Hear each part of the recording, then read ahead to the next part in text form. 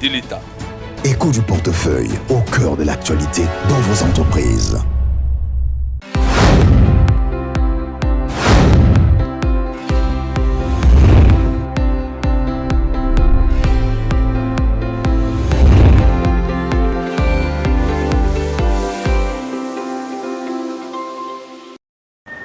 Madame, Messieurs, bienvenue à l'Écho du portefeuille, le magazine qui accompagne les entreprises du portefeuille de l'État en mettant en lumière les différentes tâches accomplies, les défis et autres réalisations. Bienvenue à toutes et à tous. Écho du portefeuille. Renforcement de la gouvernance dans les entreprises du portefeuille de l'État, les États-Unis d'Amérique s'engagent à accompagner le ministre du portefeuille dans le cadre de l'amélioration de la gouvernance dans les entreprises sous sa tutelle. Madame Lucie Tamlin l'a dit au sortir de l'audience que lui a accordée le patron du portefeuille, Jean-Lucien Boussa. Propos recueillis par Coco Ngobé. En fait, c'était pour avoir une visite de courtoisie avec le nouveau ministre de portefeuille, savoir sa vision pour le ministère et aussi de parler un peu par rapport aux opportunités qui sont présentes soit pour les sociétés américaines qui veulent investir dans la RDC, dans une joint venture avec les sociétés de l'État, soit pour améliorer la gouvernance des sociétés existantes. Donc, je pense qu'il a une vision remarquable. Je lui ai souhaité du courage avec toutes les activités qu'il va entreprendre, mais aussi j'ai réaffirmé l'engagement des États-Unis pour soutenir le gouvernement et le peuple congolais pour un avenir plus prospère. Dans un autre chapitre, en vue de palper du doigt le rôle joué par l'ONATRA SA, celui de l'autoroute du développement économique de la République démocratique du Congo, le ministre du portefeuille a effectué une visite sur les différents sites où s'effectuent les travaux de construction et de modernisation de plusieurs infrastructures de l'ONATRA. Coco Ngobé nous en dit plus. La mission lui confiée par le président de la République, celle de remettre les entreprises du portefeuille de l'État au centre de l'économie nationale, taraude l'esprit de Jean-Lucien Boussa, ministre du portefeuille, et dicte chacune de ses actions. À l'ONATRA SA, l'un des entreprises de l'ex-Zaïre, le ministre du portefeuille, accompagné du directeur général de l'office, Martin Lukoussa, et autres cadres de l'entreprise, s'est rendu aux différents sites où s'exécutent les travaux de construction et de modernisation de certaines infrastructures de l'ONATRA SA. Au centre médical spécialisé CMS, le ministre a pu se rendre compte des efforts marqués par la direction générale de l'ONATRA SA dans la modernisation et l'équipement de toutes ces unités en vue d'une prise en charge médicale adéquate des agents et leurs membres de famille ainsi que du public en général. Après le CMS, ce fut le tour du département du port de Kinshasa où la direction générale de l'ONATRA travaille dans l'innovation des partenariats avec les opérateurs privés en vue de l'érection des magasins modernes dans les espaces jadis occupés par les enfants de la rue à la base de la sécurité ambiante sur ce coin. Vient le tour du beach Ngobila où le ministre a palpé du doigt l'érection d'un quai flottant, travaux exécutés sur fonds propres découlant des recettes des canaux rapides de l'ONATRA SA qui font la navette entre Kinshasa et Brazzaville. À la fin de cette visite, Jean-Lucien Boussa voit venir les jours meilleurs pour l'ONATRA SA. Les entreprises de l'État ne doivent plus être considérées comme une charge pour l'État. Elles doivent être considérées comme l'un des leviers et le pan important de l'économie de la République démocratique du Congo, tenu par les Congolais eux-mêmes. Et donc, comme le dit le président de la République, il faut les replacer dans la dynamique de la croissance de l'économie. Il faut les replacer dans la dynamique du développement social. Et il faut les replacer dans la dynamique de la création d'emplois. Et aujourd'hui, avec ces projets que nous venons de visiter, il est clair qu'il est possible de changer de paradigme.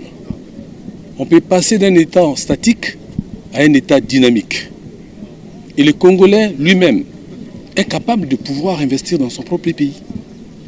Il est lui-même capable de développer son propre pays à travers le développement d'infrastructures.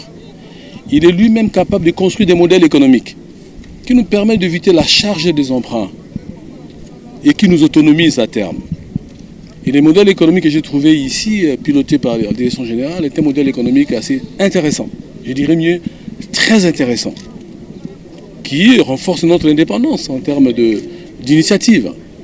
Et donc c'est pour cette raison que je n'hésiterai pas à féliciter le conseil d'administration de l'ONATRA, la direction générale en particulier, le syndicat, le cadre agent de l'ONATRA pour cette implémentation réussie de la vision du président de la République. Et comme ministre du portefeuille de l'État, ma détermination est de remettre les entreprises d'État au cœur du développement, comme l'a indiqué le président de la République. Et tout sera fait pour cela. C'est pour cette raison que sur la problématique liée à ces saisies des comptes intempestives par des prédateurs, nous sommes intervenus et nous avons rencontré le ministre de la Justice. Le gouvernement a décidé pour qu'il ne soit plus ainsi. Un décret sera pris à cet effet. Deuxièmement, nous sommes en train de travailler sur le désendettement des entreprises du portefeuille de l'État. Pourquoi la Banque mondiale, le FMI et autres partenaires annulent les dettes de la RDC? Ils l'ont fait ici. Et pourquoi l'État lui-même ne peut pas? C'est décider de pouvoir alléger les charges financières des entreprises d'État. Troisième élément, nous avons considéré que les entreprises du portefeuille de l'État et les entreprises d'État en particulier sont à la fois un marché interne, inter-entreprise. Lorsque l'ONATRA a besoin du carburant, il devra l'acheter auprès d'une société d'État. Nous avons Cobil, nous avons Sonaïdroc. Lorsque la SNEL a besoin d'être assurée, il doit aller s'assurer auprès de la SONAS, etc. C'est un marché qui existe au sein des entreprises d'État, qui ont des besoins, mais qui ont en même temps des offres. Il faut croiser les besoins des entreprises, croiser les offres des entreprises et leur donner le moyen interne à pouvoir se développer. Nous avons une grande mission qui nous a été confiée par les gouvernements à travers les orientations du chef de l'État pour que les entreprises comme les nôtres, qui étaient considérées comme des canards boiteux, renaissent. Et là, ils sont intransigeants et ils nous ont fixé des missions. Et nous sommes en train de réaliser progressivement. Ce qui est avantageux à dire ici, c'est que ces réalisations que vous venez de voir, la plupart se font sur fonds propres. Donc ça veut dire qu'il y a moyen de trouver des ressources ici et de réaliser les choses. Nous sommes qu'au début, ça commence à germer. On doit prendre beaucoup d'attention pour que ça puisse devenir une réalité totale afin que notre peuple soit les plus grands bénéficiaires. Avec un contrat mandat signé contenant des spécificités pour chaque entreprise, il y a lieu de suivre et évaluer les performances en ce qui concerne l'ONATRA. Les choses semblent dans la bonne direction. La relance de la société minière de Bakwanga. L'Amiba a réceptionné son premier lot d'engins pour l'exploitation de diamants.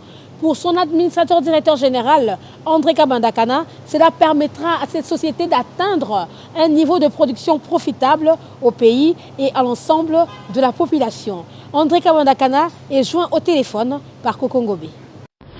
Bonjour Madame Coco.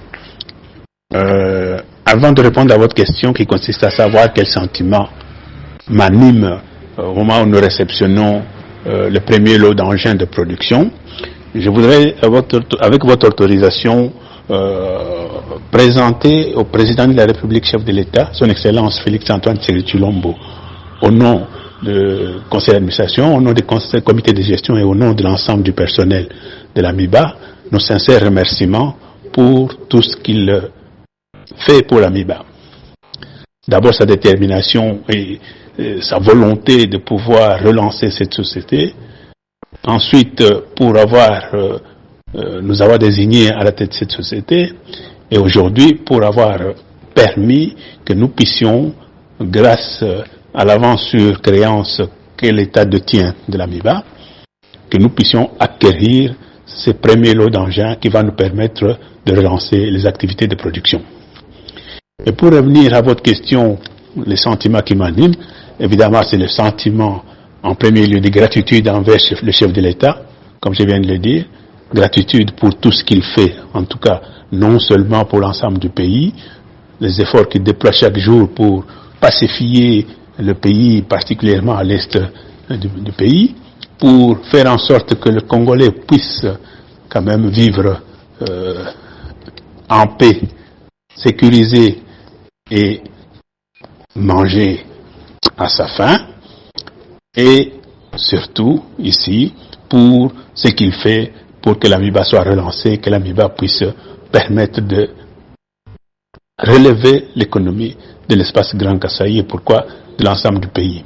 Donc le sentiment de gratitude, le sentiment de fierté ici, à titre personnel d'abord, parce que je suis celui qui a réceptionné ce lot d'engins, et en voyant la joie qui anime l'ensemble de la population de Mbujimaï, l'ensemble du personnel, c'est vraiment un sentiment de fierté pour pouvoir être parmi les artisans de l'acquisition de ce premier lot d'engins.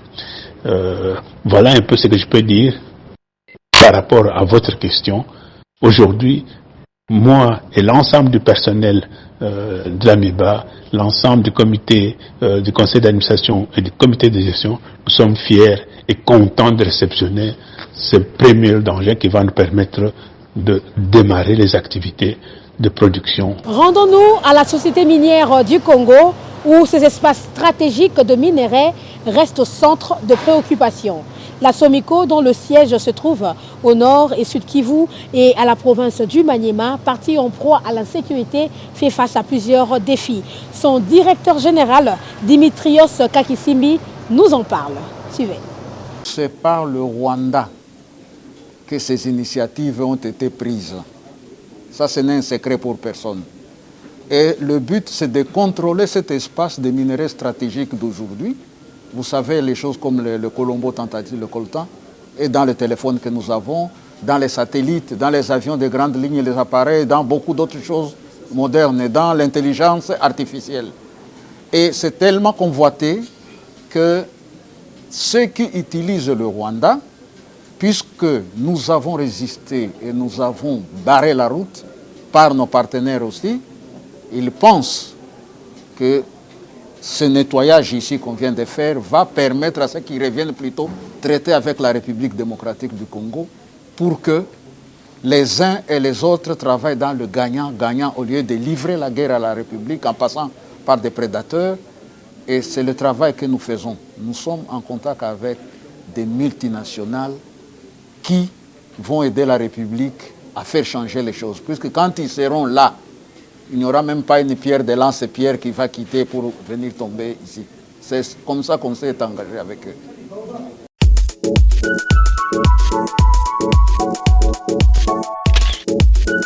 Que peut-on savoir sur le Conseil supérieur du portefeuille, son rôle et son apport?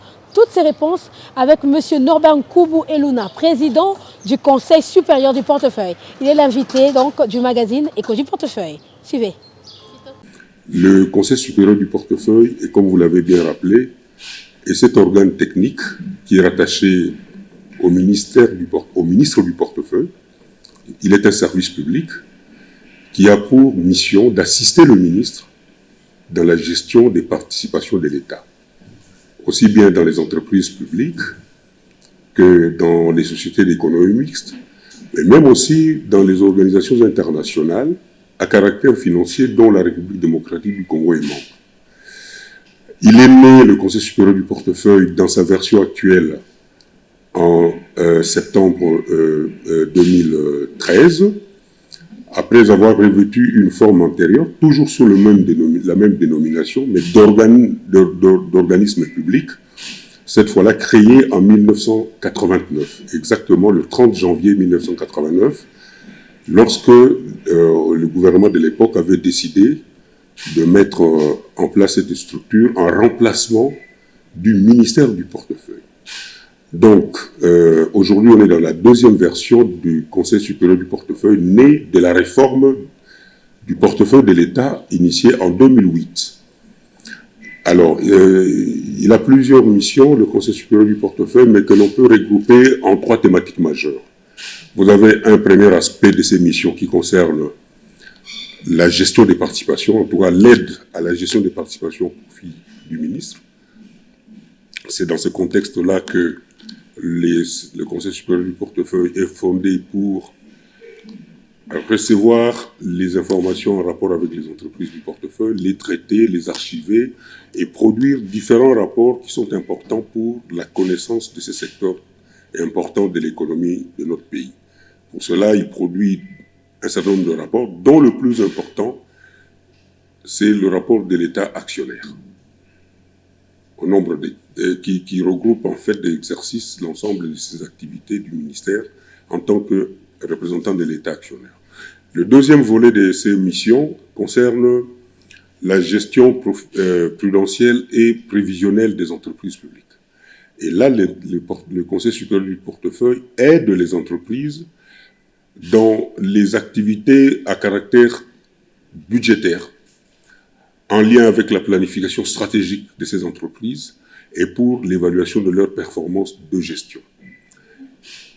Et le troisième volet, c'est le volet contrôle et assistance en gestion, qui fait du CSP cet organe de l'État qui s'inscrit dans le contrôle des entreprises comme structure étatique de contrôle dans un rang qui est le sien, mais qui s'inscrit dans la même dynamique que les autres organes de contrôle que vous connaissez.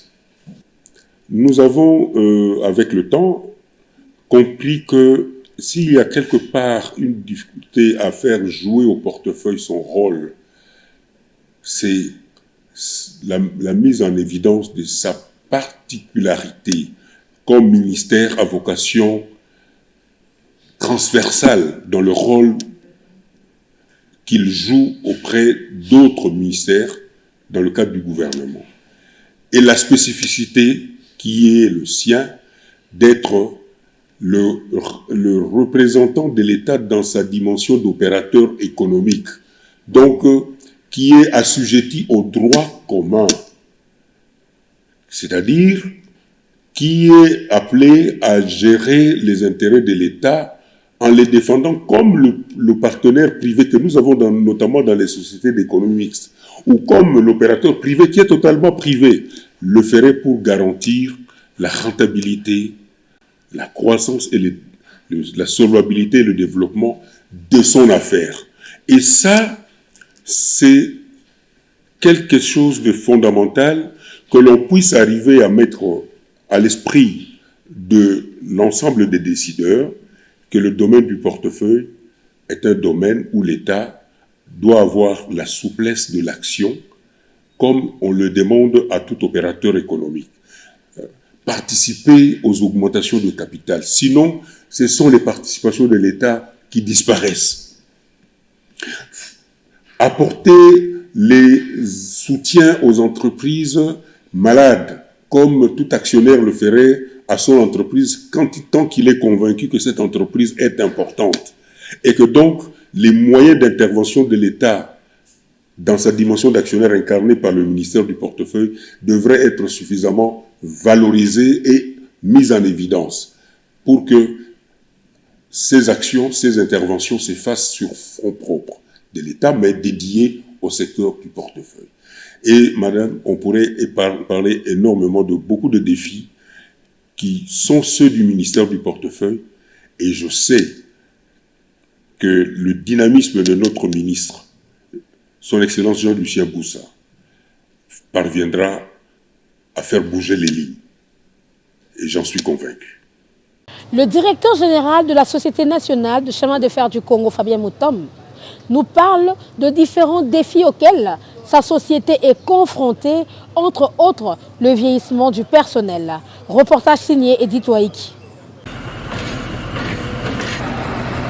Fort de ses 3641 km de chemin de fer, la SNCC SA traverse 12 provinces sur le 26 que compte la République démocratique du Congo. Cette présence, sinon la traversée interprovinciale, est un atout majeur pour contribuer au développement socio-économique du pays. Conscient de cette évidence, Fabien Moutom, directeur général de la SNCC SA, s'investit à bras de corps afin d'atteindre les objectifs assignés, entre autres la relance de cette société ferroviaire. La suite va de soi avec le rajeunissement du personnel, la nouvelle acquisition de engins, voitures, locomotives, neuves et de seconde main. Implication personnelle du président Félix-Antoine Tshisekedi, chef de l'État qui veille minutieusement au grain. Des défis, Fabien Moutombe s'est dit prêt à les relever à travers un plan de relance. Sur le plan des ressources humaines, nous avons un personnel dont l'âge moyen est de 62 ans. Donc les grands défis, il faut rajeunir le personnel. Il faut ramener le personnel à la limite à une moyenne de 30 ans. Ça sera une très bonne chose puisque avec les mains jeunes, il y a cette possibilité de redresser l'entreprise. Mais ne vous en faites pas, les cheminots, nonobstant leur âge, ils ont leur ingéniosité qui va vous surprendre du point de vue de la production au fur et à mesure que nous allons avancer. Mais maintenant, pour rajeunir, il faut produire. Raison pour laquelle, avec les fonds propres, nous sommes en train de renouveler lentement mais sûrement notre voie.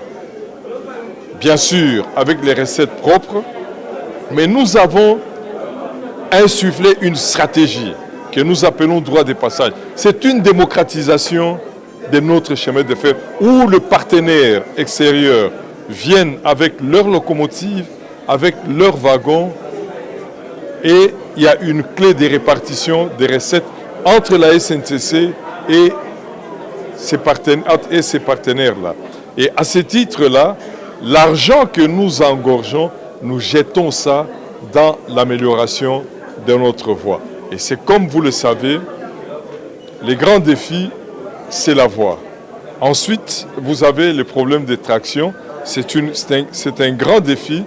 Et là, je peux vous rassurer que nous sommes en train progressivement de résoudre, tant bien que mal, cette équation liée à la traction.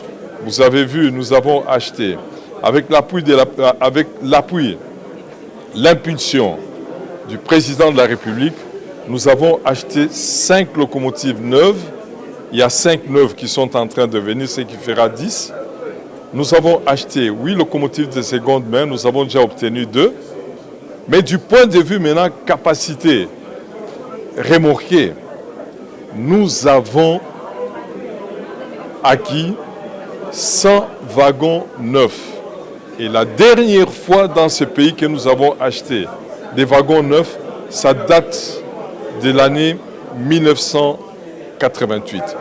Les défis sont énormes, mais les plus importants, nous devons tous savoir qu'on ne peut pas développer ce pays. Il y a quelqu'un qui l'avait dit, je crois que c'est Stanley, il avait dit que le Congo présentait beaucoup de problèmes. Abonnez-vous massivement à Gombo News.